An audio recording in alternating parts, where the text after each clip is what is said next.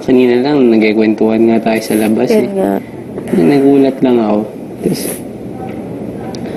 Tapos, ano lang, pag, kunyari, may na-feel ka agad, sabi mo agad sa amin.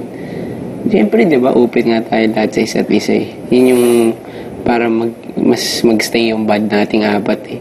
Tsaka na iba pang mates, para lang ano tayo, para lang solid pa din, walang samaan ng loob, para, kunyari, may na-feel ka. Sabi mo agad, para maayos natin lahat, para, hindi naman kami yung sasama ng loob. Yun nga, si Kenzo kasi, siyempre nagagandahan din sa'yo. Pero hanggang dun lang, naiintindihan niya yun nasa labas. Alam niya yun. Pero hanggang dun lang yun. Hindi na magtitriba. Hanggang umiyak. Okay? Sorry, pag nainis ka. Tayo na nga lang close dito eh. Huwag mo nang i-overthink yun. Hindi na hinasa rin. Kakausapin ko na rin si Kenzo about dun. Sa si Jimboy din.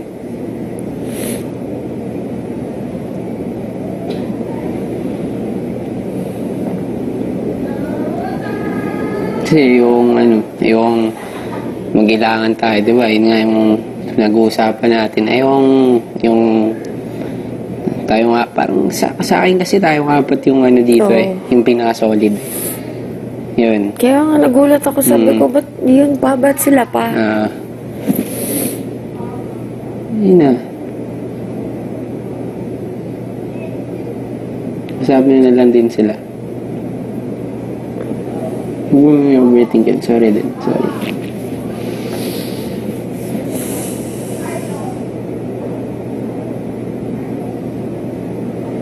Kala ko may problema. Kala ko pinagtitripan niyo ako. Hindi, parang wala mang reason ba? Anong pagtripan? Parang wala mang reason para pagtripan. Yung buti sana kung nag-attitude ka sa amin or what eh. Yun nga eh, sabi ko nga kay Ryan, sabi ko may nagawa ba ako? Ano bang pinapakita ko? Di ba puro pakikisama naman pinapakita ko? Kaya nga eh, parang saging comfortable kami siguro ng sobra.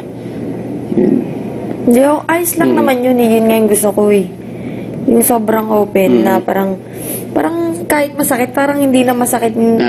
Yun lang, parang lang ako kanina. Sabi ko, bakit parang ganun? Parang iba na. Parang sobra ng, parang pinagtitripan na ako nitong dalawang to. Sorry, akala ko yun. Hindi. Sorry din. Hindi, pero kasi quiet lang Pero minsan, nagkikwento kami ni Kenzo na minsan nakukitan daw siya. Tsaka yung pag kung ganun. Kaya pinapaulit ko sa'yo minsan. Ganun. Pero hanggang dun lang. Wala ako may problema, men. Wala nga. Parang nagulat nga ako. Ba't mo naisip yun? Wala yun. Asan ba siya? Sa labas? Mamaya na. Mag-usap din tayo apat nila.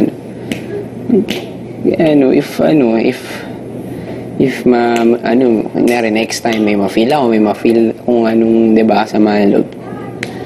Di ba, sabi natin mag-meeting tayo nga. Para yung, yun nga sabi ko, Diyos ko, kami nga yung pinakamatatanda dito, kami pa yung nagkaganto.